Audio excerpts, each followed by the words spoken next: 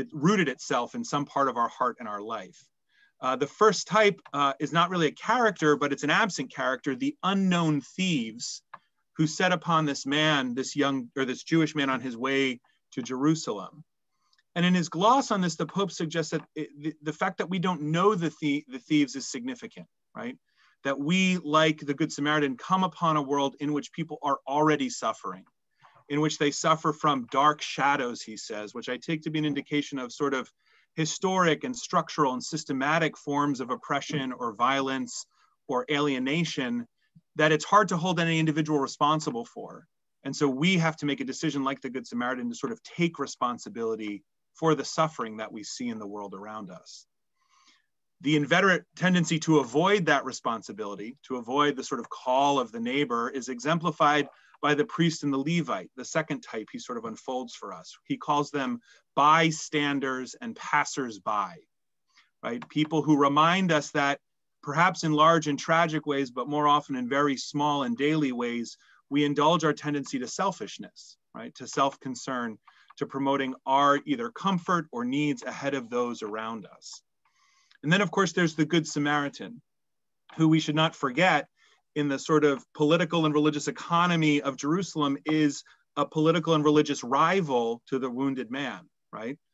The wealthy man to his poverty, the Democrat to his Republican, or vice versa, right? And he overcomes, right? Or is able to transcend the sort of given categories of relationship that the world of his religious and political and social commitments give to him, to see not a stranger, not a foreigner, not a political rival, not a religious majority that sort of oppresses him as a Samaritan, heretical Jew by Jewish standards, but rather a friend, right? He's able to become a friend to the wounded man on the road. And lastly, of course, there's the wounded person himself. And I think here we're invited by Pope Francis to ask ourselves, who is that person?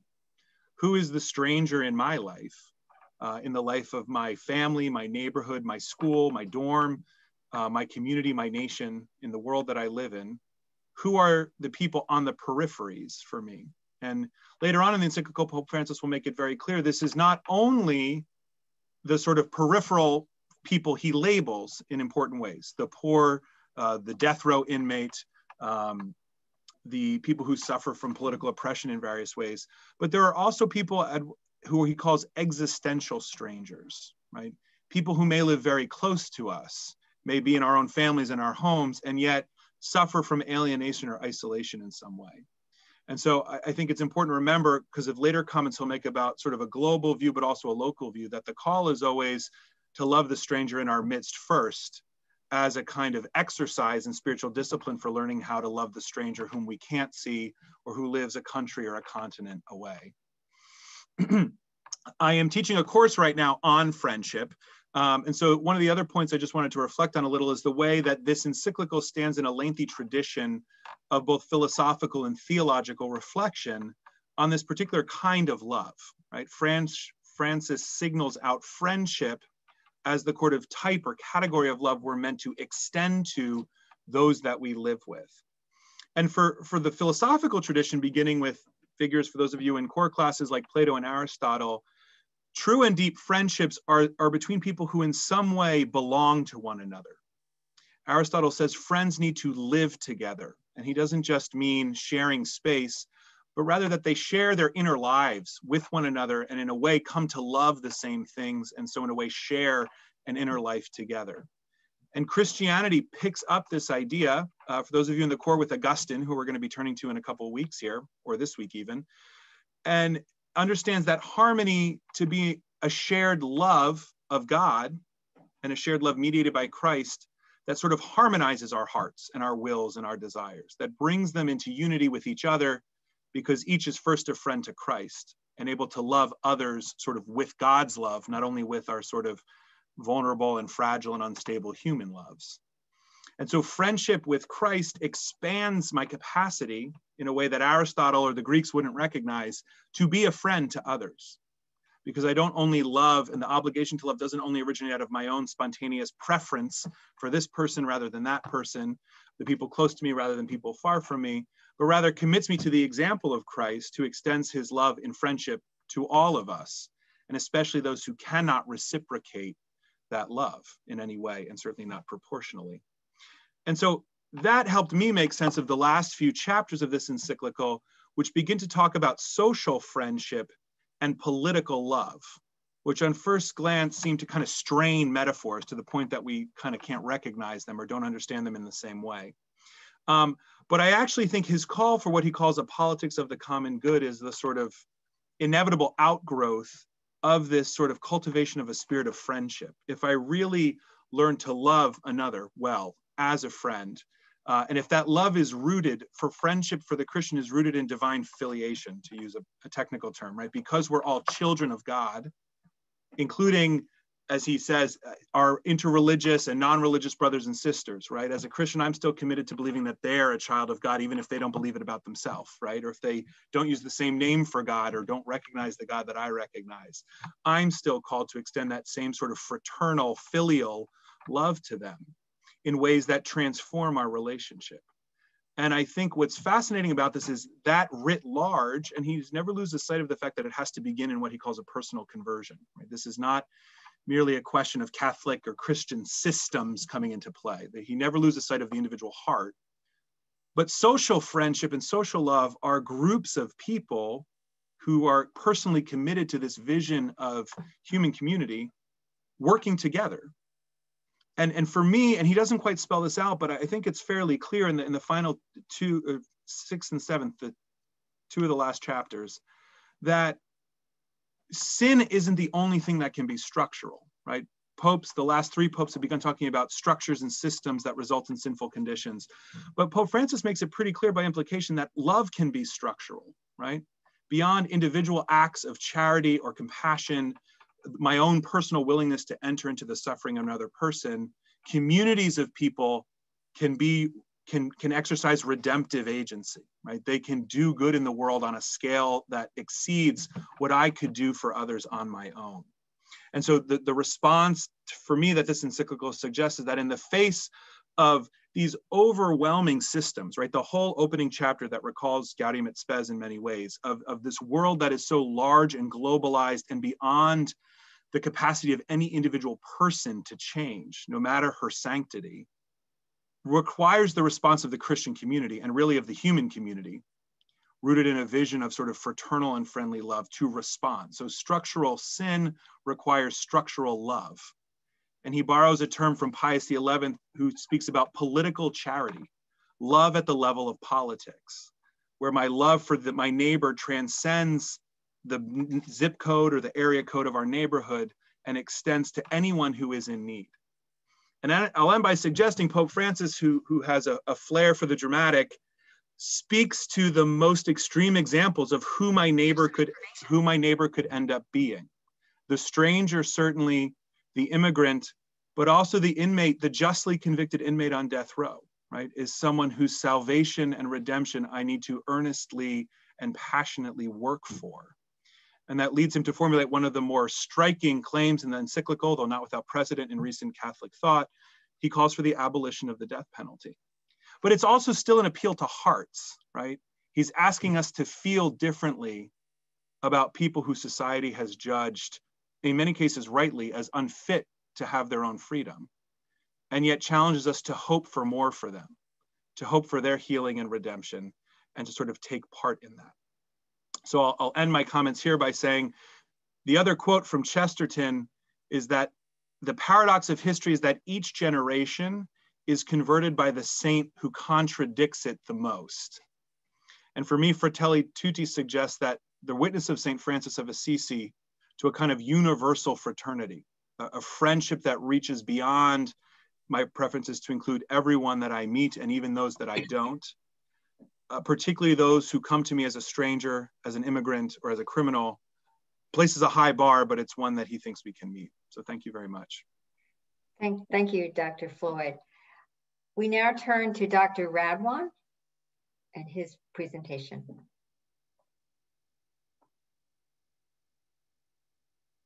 You're muted, John.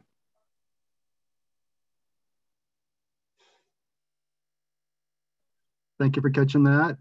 Dr. Mirzaku, it says that screen sharing is disabled. If you could enable it, I'd appreciate being able to share my screen because I like to talk with PowerPoint. And I couldn't do mine either. So I guess, yeah, well, so sorry about that. Next time will be better. I put the link to the file over in the chat. So if anybody would like to follow along with my beautiful pictures on the chat, you can download that file. In the interest of time, I'm going to get going though. Dr. Floyd, that was wonderful. I always enjoy speaking with you. I learn a lot and it makes me nervous for my talk. So everybody, please forgive me for being a little nervous. My talk is called The Illusion and the Dream of Communication in Fratelli Tutti. And for my thesis, the illusion is a social media dystopia, and the dream is immediate, sincere self-gift, and really between all of us. And so I'm a communication scholar, and I focused in on communication. If you're following along, there's a really nice triptych of St. Francis together with the Sultan Al-Kamil back in 1219. And so on the left is the Sultan, and on the right is St. Francis, and in the middle, they're in a fairly close embrace, face to face. This is a historical story that St. Francis says inspired the Encyclical and also inspired his own journey to go see Sultan Al-Tayyib that Dr. Mirzaku mentioned at the beginning in 2019. So 800 years apart, St. Francis has taught Pope Francis about what called the evangelism of presence, or in more colloquial language, Pope Francis just calls it tenderness. And for me, I call it a contact rhetoric. When you reach out to someone and hug them, like we see with the Sultan and St. Francis, it communicates so much more than sending a letter or speaking from afar. And so that's the inspiration for this encyclical. And it's really just kind of an invitation to everyone of goodwill to dream together. And so I really like this quote from the end of the invitation. Here we have a splendid secret that shows us how to dream and to turn our life into a wonderful adventure. No one can face life in isolation. We need a community that supports and helps us, in which we can help one another to keep looking ahead. How important it is to dream together. By ourselves, we risk seeing mirages, things that are not there. Dreams, on the other hand, are built together. So at the beginning, Dr. Mirzaku talked about the fairly dire opening of chapter 1, dark clouds over a closed world. And that's the setup for the dystopian social media sphere that I want to talk about. So to briefly go through Pope Francis's setup, his view of the 21st century global political situation is identifying nationalism on the rise, culture colonialism, and globalization. All of these work to divide us. In addition, he points to the passage of time and how more and more it seems that we are all ignorant of history. And he calls this a deconstructionalism, where we try to have to rebuild things from scratch and frequently do it poorly.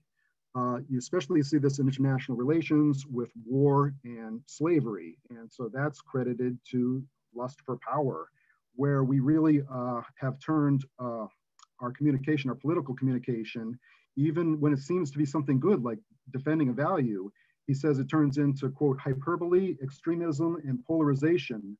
Those have become the political tools.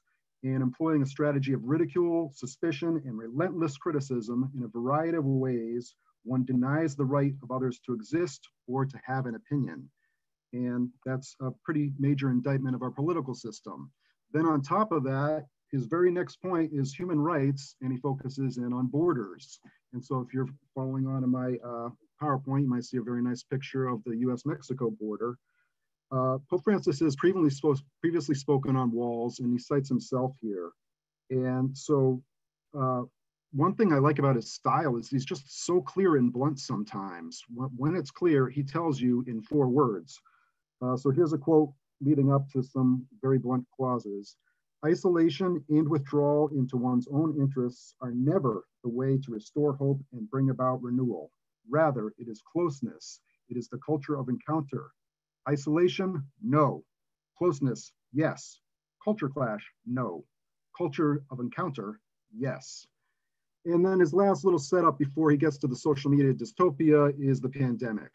And the pandemic has proven not just to us, but the entire world that we're all in this together. And here's another beautiful quote: "No one is saved alone. We can only be saved together."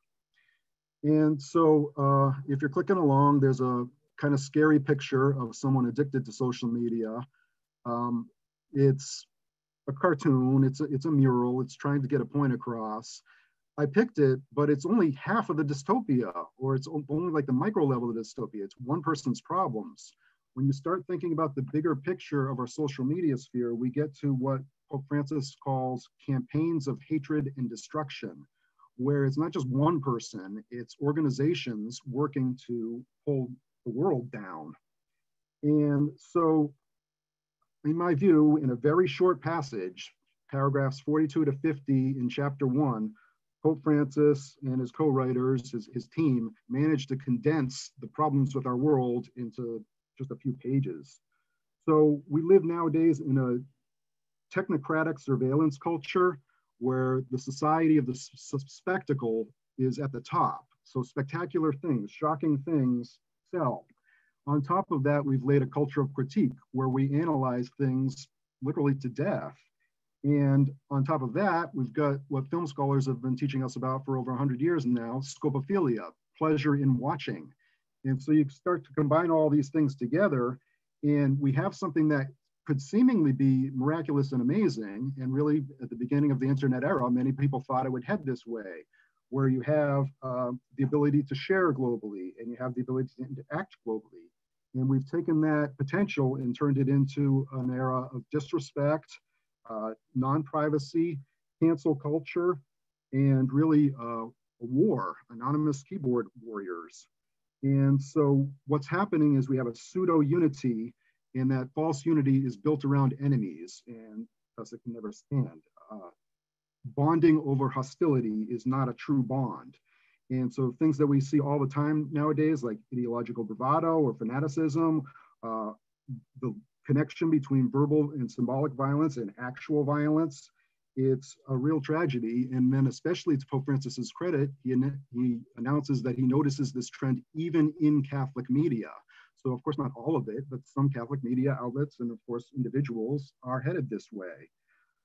The contrast is between embodied relationships and digital relationships. And I taught this encyclical in my class last week, and this was the strongest statement on it we've ever done in class.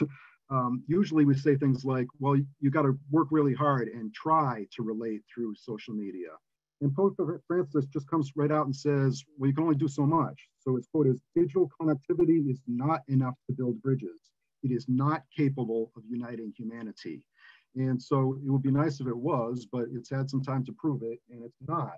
Instead, we get a lot of information without wisdom. Truth comes from an encounter with reality, and especially other people in that reality, rather than an artificial virtual circle. And so his quote of what to do is to welcome, accept, listen, and reflect. If we work together and persevere in our dialogue, that's how we get to build fraternity. And so to get a little hopeful and head toward the solution, I'll skip over Pope Francis that Dr. Floyd just talked about, the Good Samaritan, Pope Francis on the Good Samaritan, and go to chapter 3. In chapter 3, the solution is not just a vision, it's also engendering an open world. And so his answer is Christian anthropology built around fraternity, where we establish and communicate like we are relational beings, and that's what builds the dream. That's the attitude that builds the dream. And the tradition has lots of teaching on this. So the law of ecstasis is about ecstasy, love that goes out from and meets the other. And then there's also the sacred duty of hospitality in the tradition, where we owe love to the least of our brethren. And so the Christian anthropology quote is a little bit strong, but I'll just go to the one that cites communication directly, right? So I communicate effectively with myself only insofar as I communicate with others. Life exists where there is bonding, communion, fraternity, and life is stronger than death when it is built on true relationships and bonds of fidelity. On the contrary, there is no life when we claim to be self-sufficient and live as islands. In these attitudes, death prevails. And so for the last point, the virtues ordered to love was one of the lessons that I appreciated from Pope Francis. It's social friendship that can even do something like transcend a border when you remember that all virtues, like something good, like courage or bravery or something like that, it has to be ordered to love. If it's not loving courage, it's starting to be a problem. And so this, I think, is a little back to his critique of some Catholic media outlets and Catholic media actors.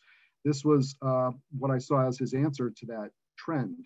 Some believers think that it consists in the imposition of their own ideologies upon everyone else, or in a violent defense of the truth, or in impressive demonstration of strength. All of us as believers need to recognize that love takes first place. Love must never be put at risk, and the greatest danger lies in failing to love. And so to try to wrap it up, if we go back to St. Francis and his visit to the Sultan, the instructions that he followed and that he gave his brothers on that trip was fraternal subjection, that you don't get into an argument with people from another faith tradition. Instead, you humbly bow down and work to show love rather than getting caught up in a war of words that's almost guaranteed to escalate conflict. And so St. Francis did it way back in the Fifth Crusade and managed to successfully have several weeks together with the Sultan where they recognized each other as men of God. Pope Francis's visit in 2019 was briefer, but it yielded a very strong statement of fraternal unity around the whole planet. And so I'll just end there with that kind of message of contemporary hope that the people in Abu Dhabi are working on following up Pope Francis's visit. They're working on an architectural structure that combines a temple, a mosque, and a church to try to build Abrahamic unity, and it's scheduled to be completed in 2022. Sorry for going a minute over. Thanks.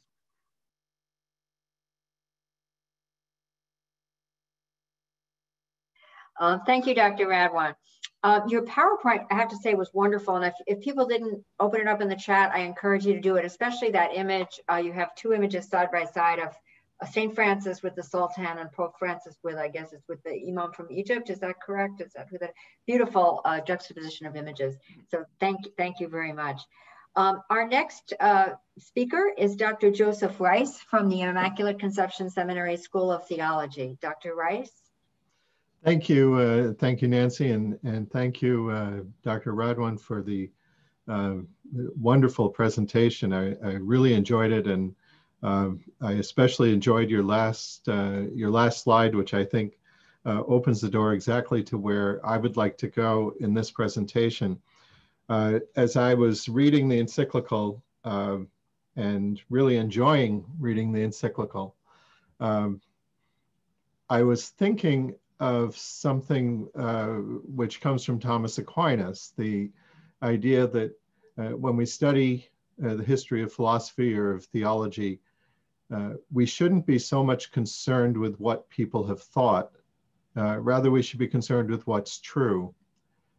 And I think sometimes in our current day and age, we like to compare one pope to another or one council to another and say, what does Francis say as compared to somebody else?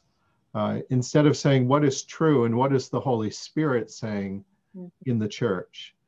And so as I started to reflect in that direction and reflecting over the arc of everything that we've experienced in the church since Vatican II, it really struck me how much continuity, as there always is this realization. There's just a tremendous continuity between what Francis is saying and what's already been said in Vatican II and in John Paul and in Benedict.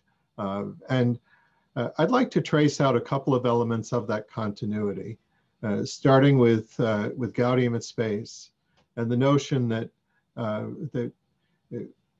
we're not really fulfilled unless we're making a sincere gift of ourselves.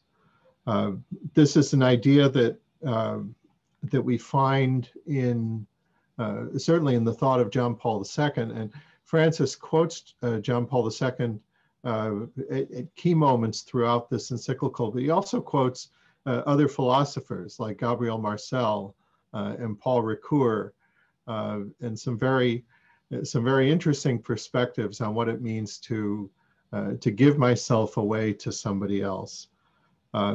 If I were to describe, as someone who's studied John Paul II for a number of years, what that means for John Paul, to give oneself away to someone else is to put all of my spiritual potential, my intellect and will, my ability to love, my freedom, toward the goal of helping somebody else to be happy.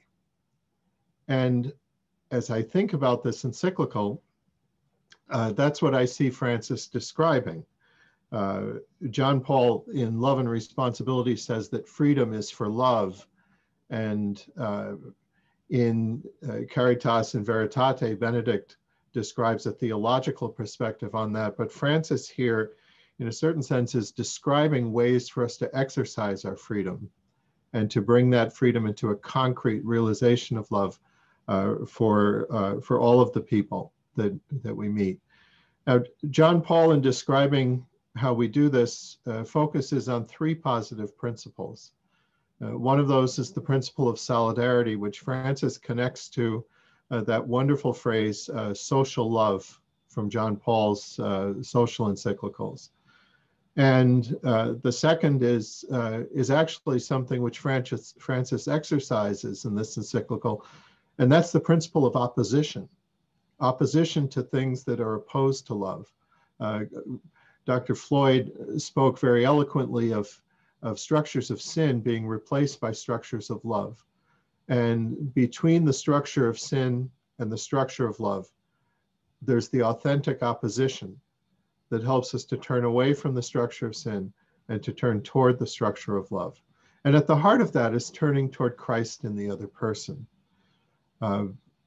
It's essential for us to realize that when we encounter the other in our lives, we're not encountering another person who's merely in the image of God, someone who suggests to us the presence of Christ.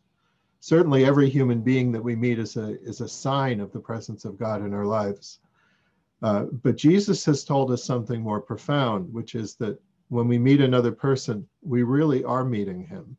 Whatever we do to these people, especially the least, we do to him. And so it really is Christ whom we're encountering. And so we have to be in solidarity. We are for anything that's good for the other person. And in opposition, we are opposed to anything that works against the good of the other person. But then there's the final positive principle that John Paul brings in, and that's the principle of dialogue. And solidarity and opposition come together to make dialogue possible. I cannot be dialoguing with another person except in the truth, and the truth is the principle that calls for me to embrace solidarity and opposition at the same time. And I was struck by the way Francis grounds his discussion of dialogue. First of all, in the context of liberty and equality and fraternity, which we normally don't think of as Catholic, as a Catholic kind of battle cry. This is the battle cry of a revolution, which was a very anti-Catholic revolution in the history of Europe. And I can't help but think that Francis is reaching out to Europe itself, as John Paul did. Europe that in its constitution, as I'm aware because I'm a European citizen, Europe in its constitution turned away from its Christian roots and described itself as coming from practically an ancient civilization, and then suddenly up to the modern, as if the Christian development of Europe had not really happened.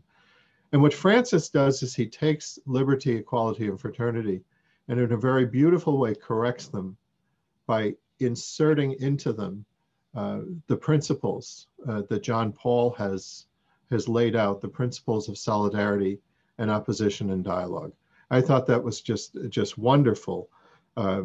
Francis gives to liberty and equality and fraternity a metaphysical rather than ideological foundation. a foundation of love rather than an opposition which is born of fear and an opposition to others as strangers. And the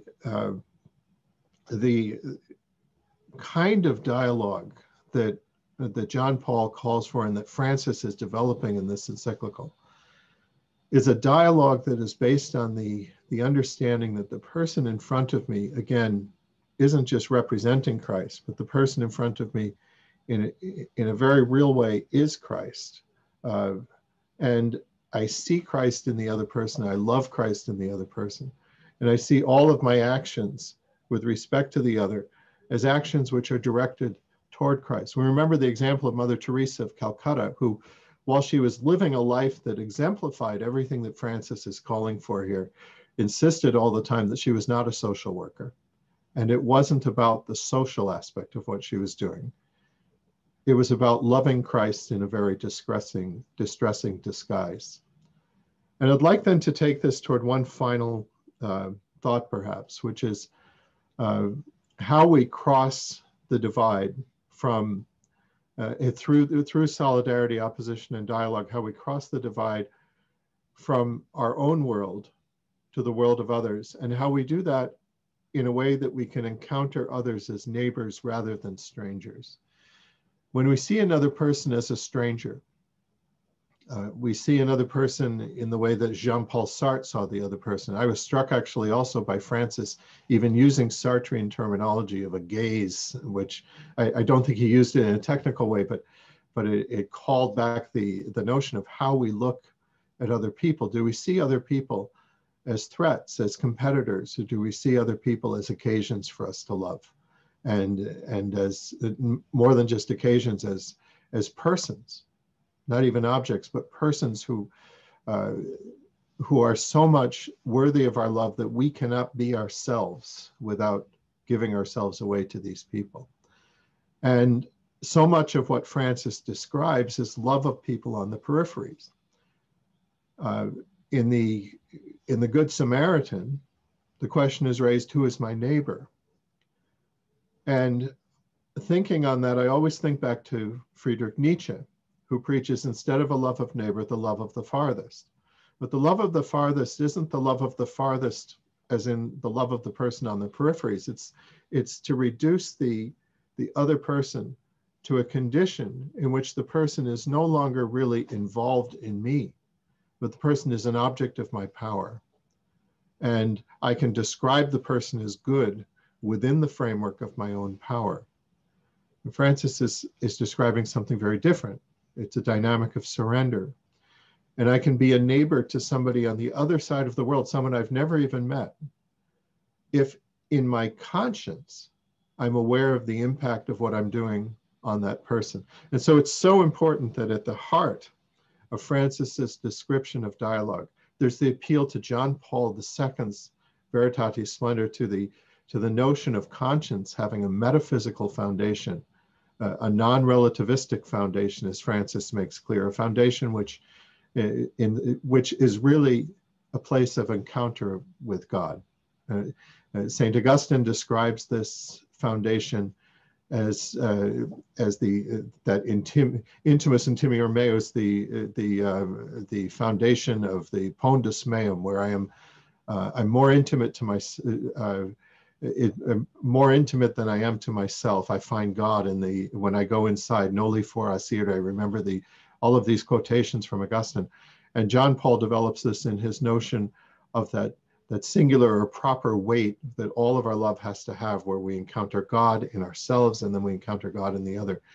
And I see that almost palpably in the pages of Francis' Encyclical, that Francis is describing a situation in which we see the other in a way in which we overcome whatever situations, objective situations or structures of alienation may be there, because we insist that because this is a person, because this is a human, this is my neighbor. And I see that in conscience. John Paul II, in fact, described the person as conscience. And so it is in conscience that we see other persons as persons. these are a few of the thoughts that I had. And I can conclude them with a quotation that again connects John Paul II with Francis, where John Paul in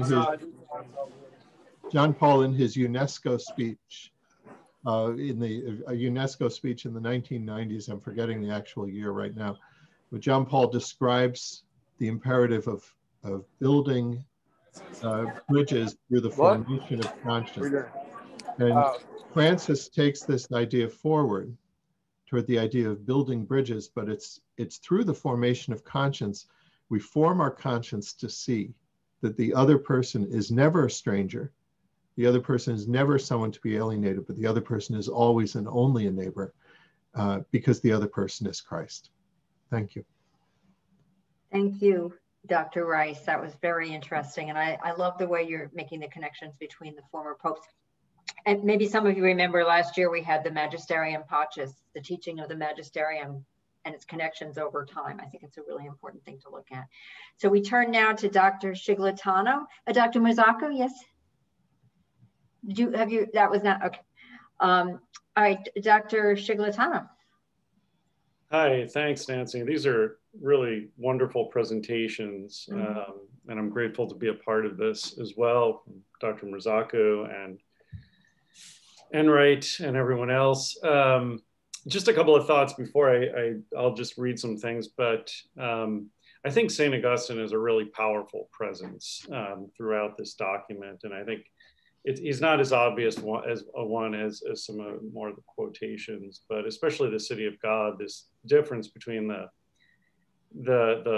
lust for domination on the one hand and love of God and neighbor on the other is just palpable, as Dr. Rice said, palpable throughout the entire document, right? That seems like almost the fundamental choice we have to make, and then it's a sort of contemplative mode to figure out precisely what can help us to really make that choice, right? The right choice, instead of the desire for domination, the desire for social love, or the desire for genuine encounter with others, which I'll talk about in a minute. The other thing is, of course, we've mentioned a couple of documents with St. Francis. He also took Francis's name, right? Which we might want to remember as well. I mean, this is obviously his guy, right? This is the saint who is important, but I love the idea of the Ignatian element as well, coming in with the contemplative move through the Good Samaritan. That was really important. Another thing that really dawned on me as Dr. Rice was speaking was an ancient tradition in the church called the Spolia Egyptorum. And there's a real question in the modern age in theology as to whether or not that still applies in the modern age. And so, in other words, the spoils of Egypt was a kind of metaphor that the early fathers would use, and that runs through the tradition, that because Christ is the truth and is such a capacious truth, right, that Christians then gain rights, as Israel does to the spoils of Egypt, as they're allowed to be free or they're freed from Egypt. Christians get to harvest the truths of culture towards Christ, right? But that Christ they have to fit in, and then they get reinterpreted, but used by the church to give us even more resources to see God's glory as it finds itself in particular parts throughout the entire world and culture. So we can see these kinds of rays of the light of Christ throughout the world in a variety of forms. The totality, of course, is in Christ and the Trinity. But there's a real question as to whether this can be the case in the modern period once, as Dr. Rice was describing, the sort of anti-Christianity that you see in the French Revolution. It's just not non-Christian, it's not post, it's anti, right? Anti-Christianity in the French Revolution and all sorts of other movements that Pope Francis describes. And so it is fascinating. The New Statesman just had an essay, which I was going to mention later, but the New Statesman came out with an essay sort of this author kind of thanking Francis for bringing back fraternity, in a sense, that they had remembered liberty and equality, but sort of dispensed with fraternity. And of course, for Francis, fraternity is the only way to truly fulfill the depth of liberty and equality. Outside of that friendship, the other two can devolve into one of his major kind of anxieties, I guess, is this radical individualism, which of course destroys all kinds of social friendship, cultures of encounter, anything else you want to build for these kinds of things. So anyway, that's just a few thoughts I had as folks were talking here. What I want to do is just briefly talk about, I'm going to skip my entire opening since so much has been done. The beautiful thing about a tradition is it frees you not to have to do everything. And so we have a sort of mini tradition here.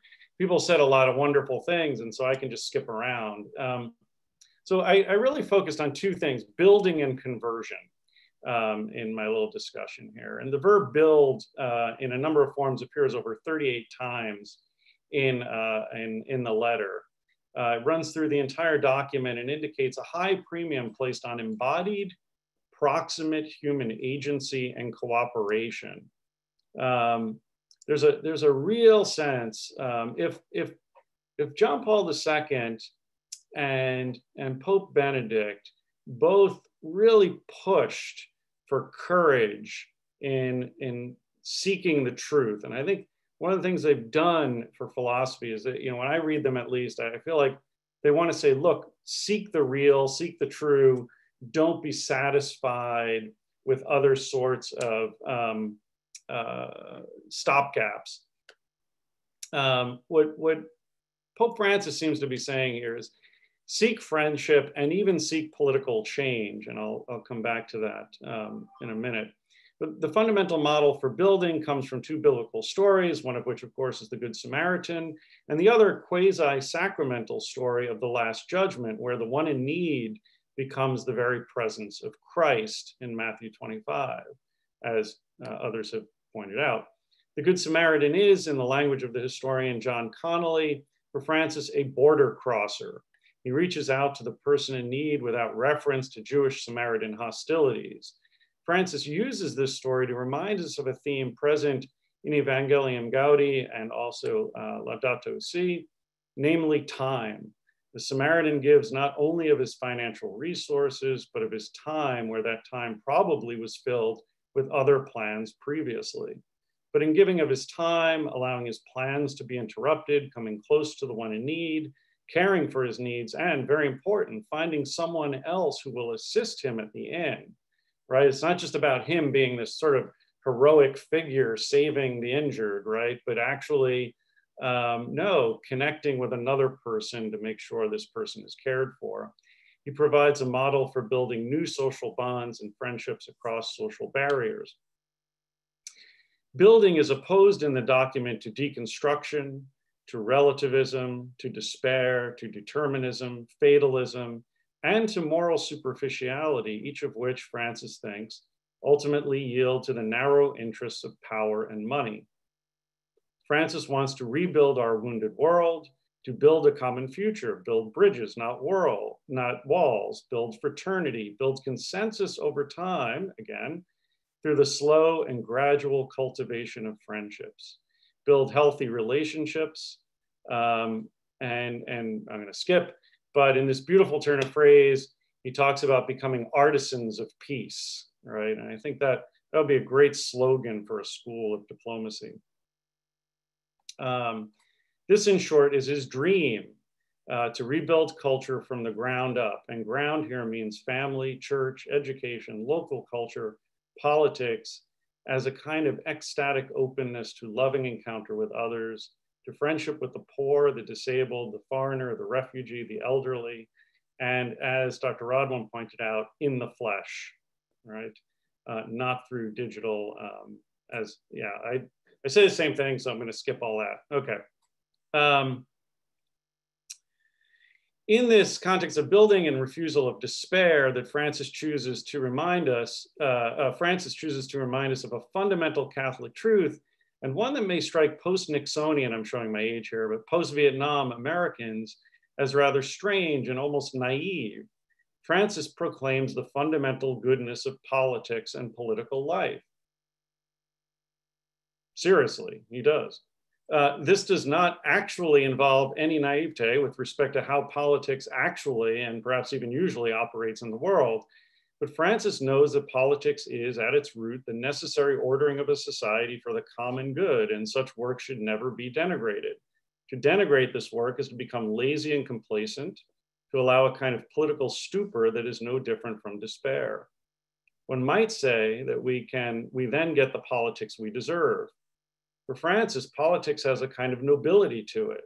The good statesman is ambitious. She is a doer, a planner, someone who brings people together for the good of the whole, and especially for the inclusion in the community of life of those who normally get pushed to the margins and even beyond. Indeed, good politics is an extension for Francis of charity itself, insofar as it recognizes and works for the God-given dignity of each and every person by securing the conditions for truly human development. And there's a notion of true humanity here, right? The good politician, like the good person for Francis, is ecstatic.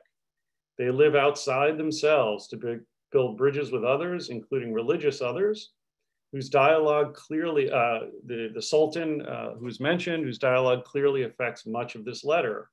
Only by building these bridges can the polyhedron-like reality of a community of friends become reality.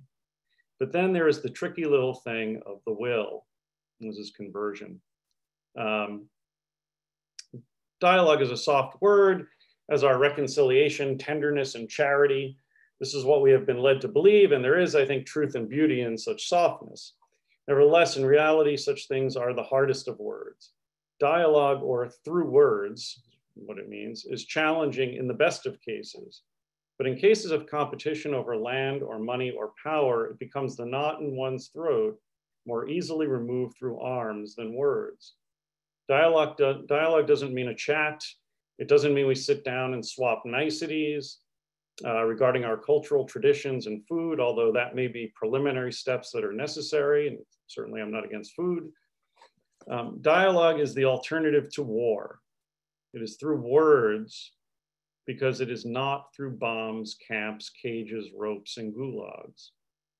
The conversion to encounter into dialogue is a conversion to the one in need, regardless then of worldly barriers and differences. It is also for Francis a conversion of heart away from individualism and toward connectedness, away from superficiality and episodic meeting to moral and relational depth over time. Cruelty and indifference, it turns out, are easy. The real challenge lies in openness to others, ongoing relation and self-criticism in view of building something. Francis is calling us to that narrow path of encounter. So I go a bit further, but I suppose we can talk about a lot of issues and things out there, and I know we're coming to the end here. But I suppose what I want to ask a little bit about is when we get all of these wonderful students at a Catholic university, I wonder if Seton Hall at this very moment might strive to take such a document to heart, not only episodically, not only on this wonderful evening filled with friends, but in its institutional priorities and ethos, in its depths, and even throughout the curricula of its varied schools. And I wonder what conversion would be necessary to find the courage to do this, and what this courage would look like. Alas, it is a dream, but as Martin Luther King and Ernst Bloch and Pope Francis have taught us, dreams may be just what we need in order to hope. And hope can be a very surprising and dangerous thing once ignited. Thanks.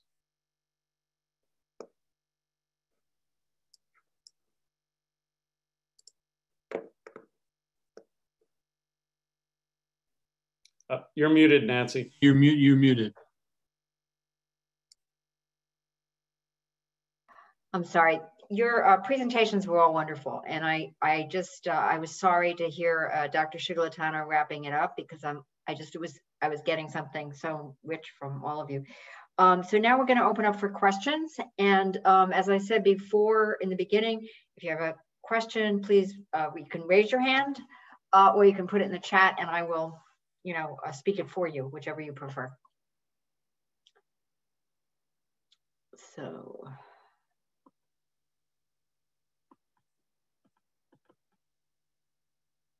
Any questions?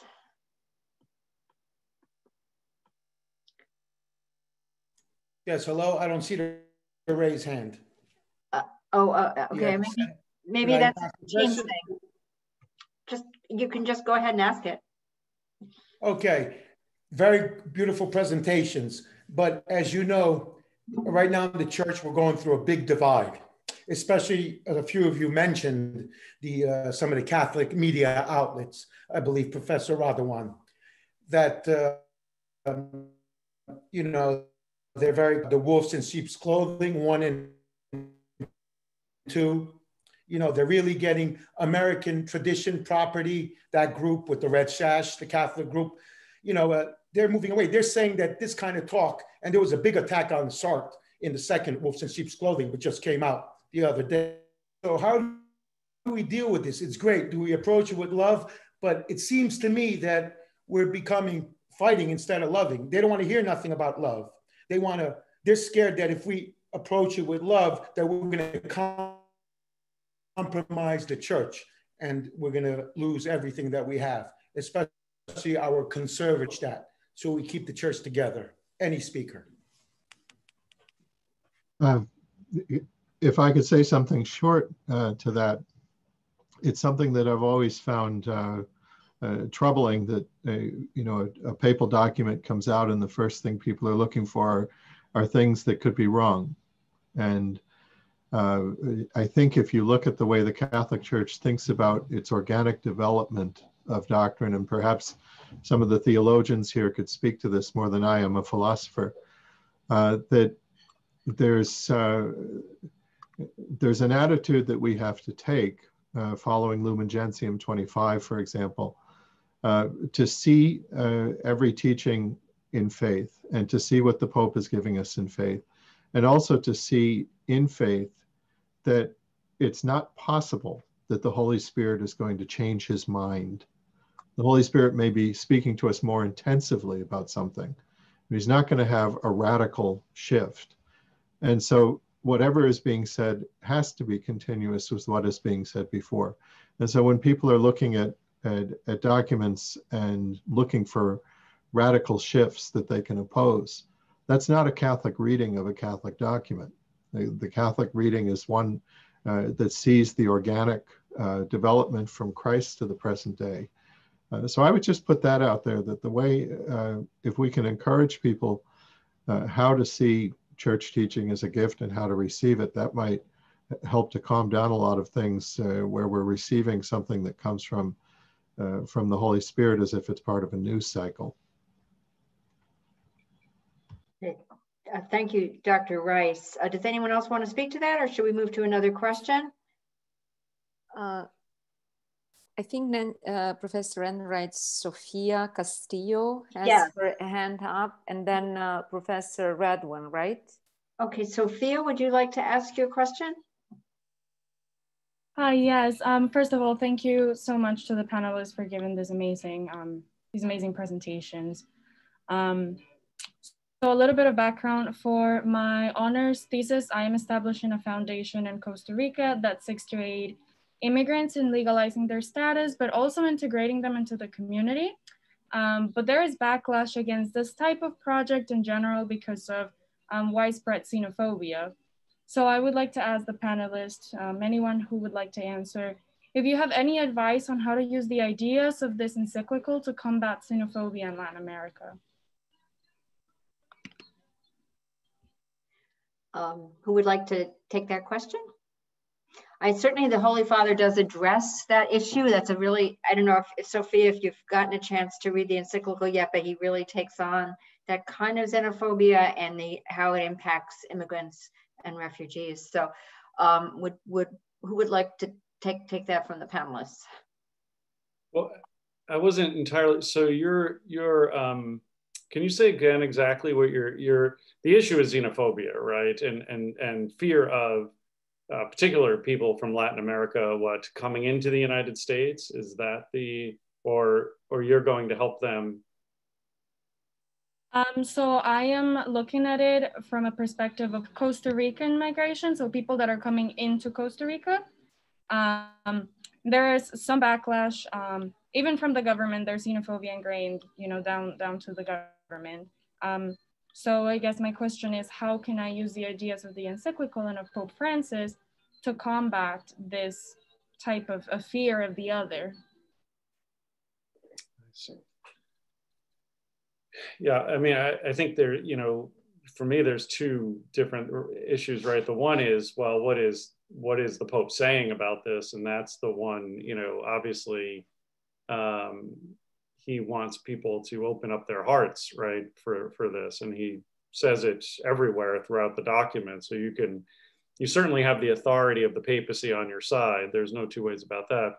The tougher things, and the things that I could not tell you anything about, is the practicality of how to actually make that happen, where you would know 10 times more than I would. So, but that would be the fundamental sort of, I think the one thing that he does really contribute is saying that, it's not just about what an individual can do, it's getting a community on board, and figuring out how to do that rather than just sort of being a hero or, that sort of stuff. And I think that strikes me as that's what gets rid of the despair, right? Finding partners who also want to do this. And then all of a sudden the burden is different. It's still there, it's still hard, right? But it's shared, and that's going to change everything. So that's my 2 cents, literally 2 cents. I just want to say very quickly, I think it's great you're doing this and that you're taking this on. So I really think that, we have to sometimes act, and sometimes we don't know exactly how it's going to end up, but we have to take that chance and move, Nancy, do you mind if I jump in for a second? No, please do. Sofia, it's wonderful work you're doing. I had 2 thoughts as you and Professor Ciglitano were talking. I think 2 words that the Pope uses, and again, you're discerning them in the actual complexities of the circumstances you're working in.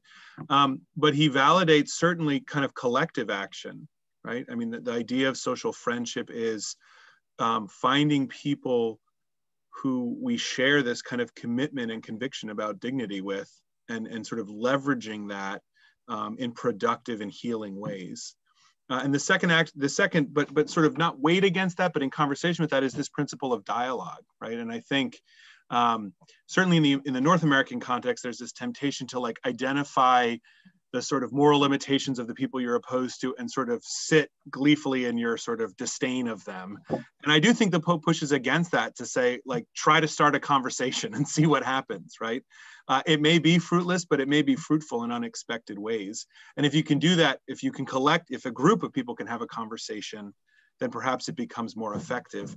The other thing I was very struck, he talks about memory in 2 sort of important ways. He talks about needing a penitential memory and a collective memory. That sort of, in the way I understand that, is that stories matter to people and the facts matter, and sort of being able to state them in ways that people can hear and reflect on them in ways that can be healing, but also honest about what's transpired, is kind of key.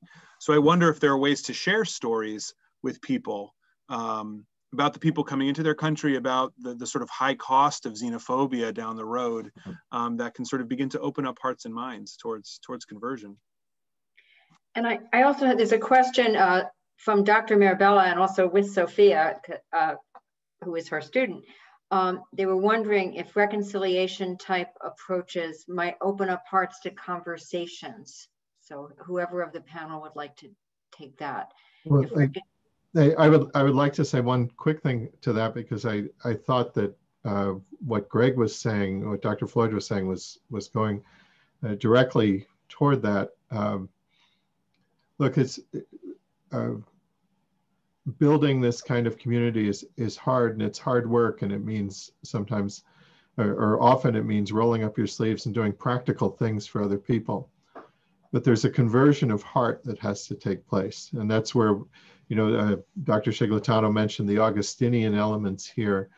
There has to be a conversion away from, and the Jesuit idea of conversion away from creatures and toward God.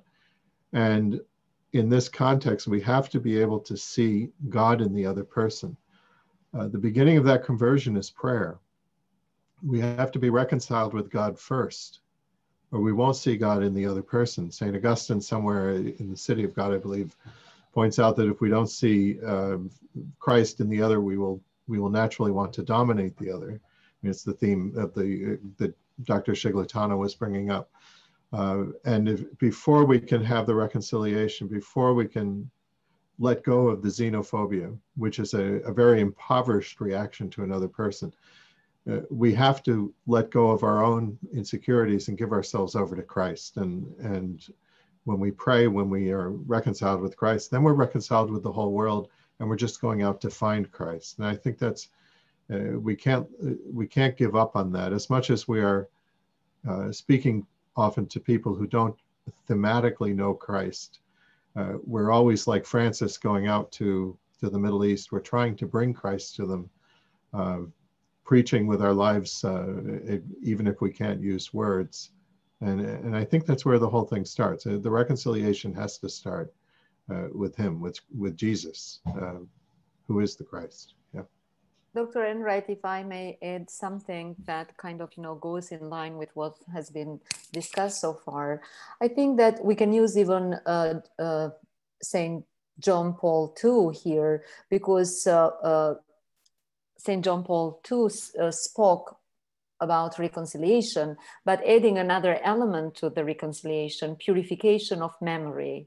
Okay, even that is very important if we talk about memory, if we talk about history, if we talk about facts, right? And purification of that memory, it doesn't come and it doesn't happen, let's say, in a monologue. You really need the dimension of another person. You need the dialogue in order for that memory to be purified and also, clarified for that matter. Sometimes we do not get the facts right? So reconciliation and the purification of memory, this can go and happen only in dialogue with people. Thank you. Thank you for those responses. I have a question from Dr. Choi to everyone. First, thanks for your terrific responses to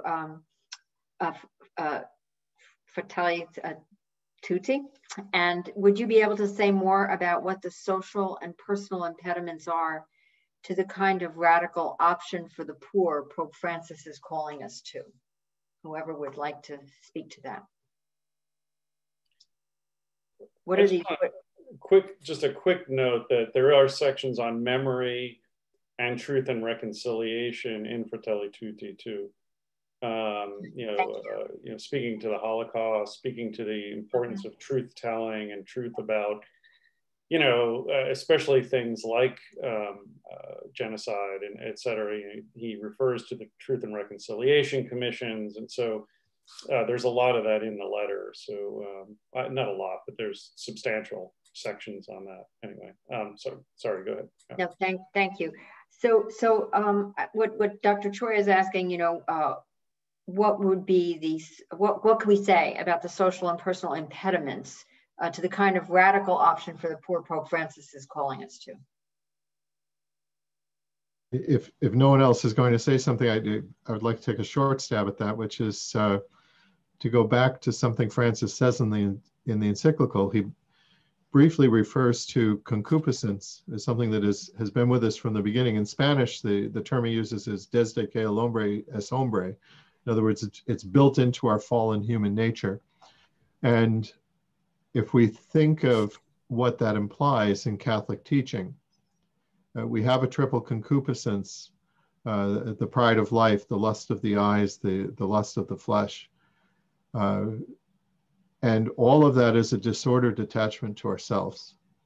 And the obstacles that are going to come into between us and reconciliation are always going to be obstacles that come out in those areas. Are we objectifying persons? Are we living for money? Are we living for for fame? Are we living for the opinion of other people? And that's where a meditation on Augustine and the city of God, perhaps Dr. Ciglitano, you would like to say something here. But a meditation on Augustine seems so appropriate with respect to this entire encyclical. Well, others can jump in. I mean, I think the Confessions, the City of God, they're all important, right? So that's right. The three lusts and the cloud your mind, intellectual endeavor, et cetera, seeing the other person as Christ. But also, there are other just very concrete, contemporary issues too. The fact that, if I go to church in my neighborhood, I'm going to an upper middle class white church generally. That's just the reality. That doesn't mean everyone who goes there. I mean, some people who go there are homeless, it turns out, but you don't know that. And generally speaking, that's the reality. Our society, our church often follows the sort of fractures in communion of the larger society in many ways by its patterns, right? And so the first thing you have to do is become aware of these fractures, and how to sort of start to then work against them. You have to actively start to find ways, because if I go to the grocery store and I just go to the church and I go to school and I come home, none of this way of reaching out is going to magically appear, right? Our society is very cubbyholed in many, many respects. And so it takes active searching, and sometimes it takes time. At least for me, it does. I had to find people, say, okay, you can do this. Oh, how do I get in touch with that person? That kind of thing. So there's that comfort. And I'm guilty, so I don't want to. People know me on this panel, so they know I'm a hedonist, right? So I'm not playing any games here, right? So, but comfort is a danger, right? And he gets into that a lot, right? Entertainment can be a danger. Woody Allen says at one point, life is just a series of distractions, right? We can distract ourselves to the grave rather than doing these sorts of things, especially today, let's be honest, right? It's easier than ever. So I can live in my home without ever going out and seeing a person. I can order food in, I can watch Netflix all day, right? Maybe I have a dog, okay? So connection and social friendship takes energy, it takes work, it takes thinking and getting out and risk. And that's all the sort of stuff he's calling us to at this point. I'll jump in and say two things real quick, Nancy, if that's all right, to Casey's question. I was struck by the sort of, he sees threats from both sides. There are multiple sort of pairings throughout the encyclical, and the first term that struck me was the opposition of what he calls narcissistic individualism. And I was struck because he talks about radical individualism. And as much as the previous popes and Francis is clear that he agrees with him, speak about moral relativism, I think Francis suggests that is fundamentally, and the enabling condition of moral relativism is radical individualism. Because what it does is create a kind of relativity that lets me sort of cater to my own ambitions without any sort of objective sense of responsibility or the common good to sort of curtail my sort of personal selfish instincts. So I'd say that the sort of personal opposition to a politics of the good or the common good or the social fraternity he's advocating is certainly that.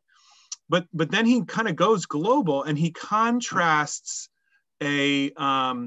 like a pernicious nationalism, but on the other hand, and also an abstract globalism.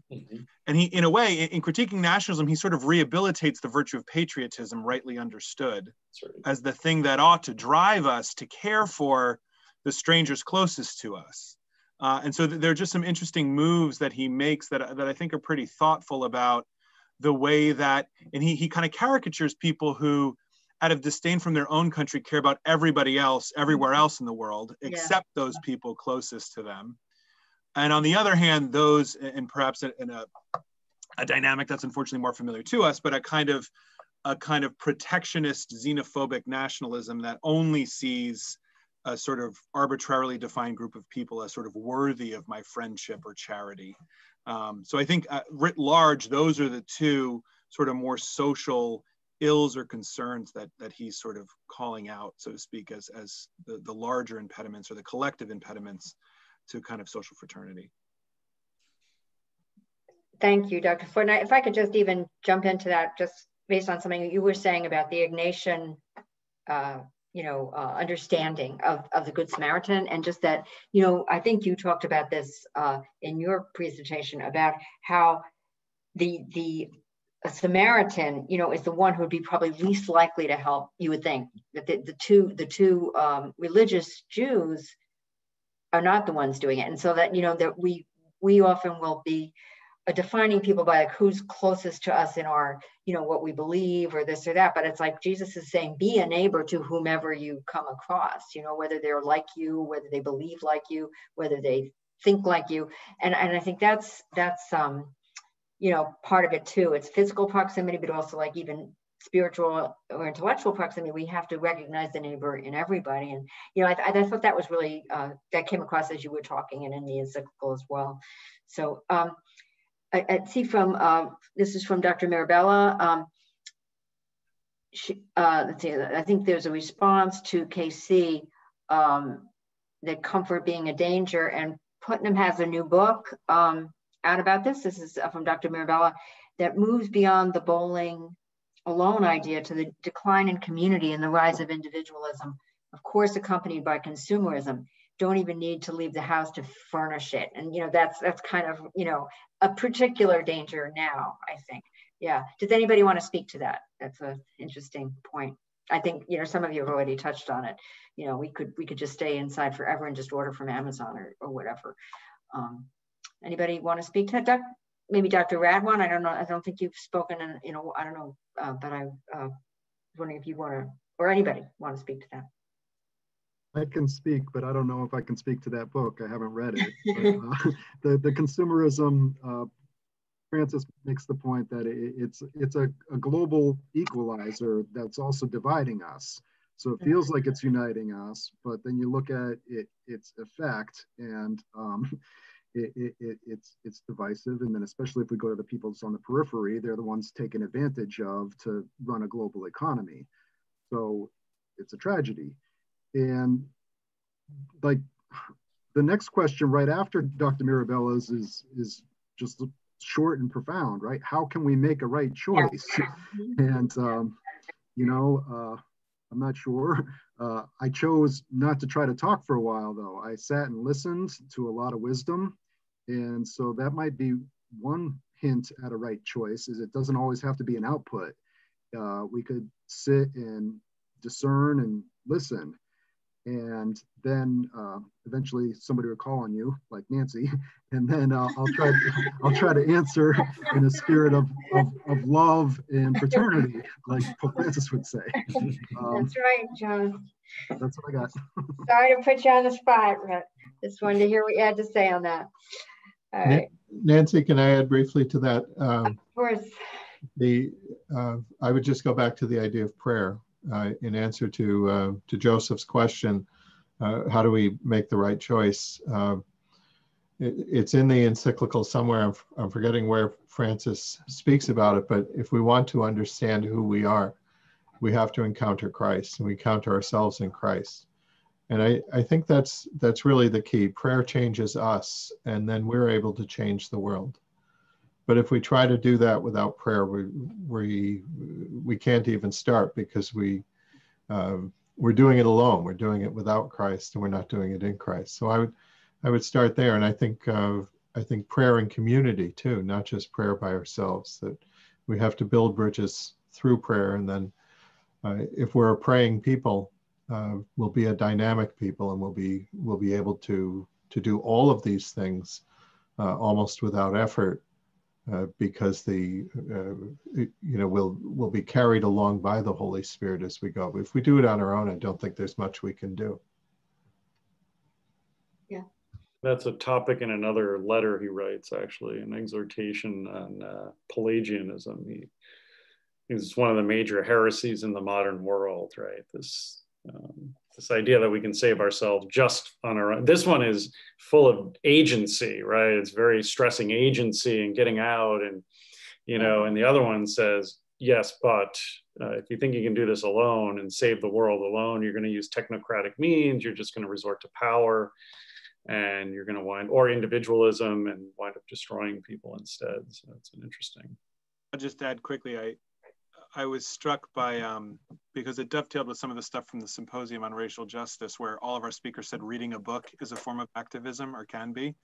And there's a way that the Ignatian sense of Francis, I think, also says, well, he's clearly calling for individual and collective action.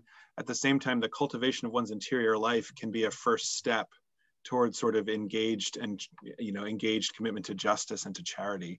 And I think he would be critical of a sort of unstable activism, right? That's not rooted in sort of principled commitments and deep relationships, because it may do good accidentally and in the short term, but can't kind of sustain itself for the kind of lasting and commitment to change that all of these issues would require of us.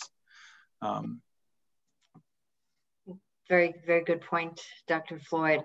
If I could just say something to everybody who is on the chat, if you haven't read the Encyclical, please read it.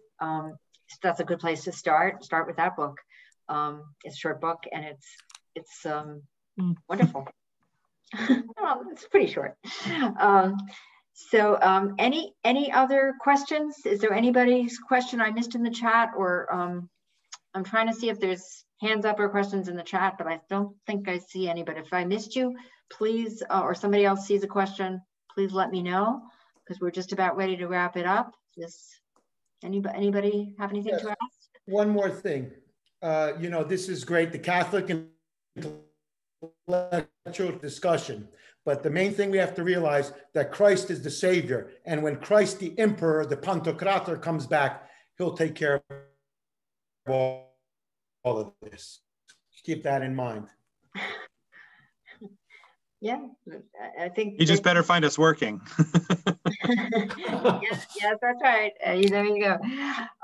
And also building bridges, actually, because, you know, what popes do best, they are pontifics, right? Bridge builders. So, and that is what Francis is doing, you know, with this encyclical, just continuing the tradition of that bridge building. Right. So thank you so much, everybody, you know, for coming. This has been extraordinary, actually. And we have a busy week in front of us. Actually, Wednesday, we are going to meet again just to reflect as a faculty and students on how are we applying, you know, the Catholic mission of the university in this high flex environment. Okay, so that would be very interesting, and I'm looking very much forward to that. And on Friday, and that is going to be on Wednesday at 7:30, always with Zoom. I promise that I will be much better. And Friday we have Father Ed from the Newark Academy, that he's going to speak about race, about inclusion, and how he's applying this in the St. Benedict, you know, Academy. Now, probably you know this, they are co-ed. So I'm very much looking forward to hearing, you know, his lecture that is going to be at 10 o'clock.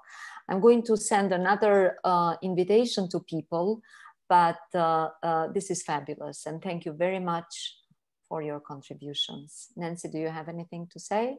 I just want to say the same thing.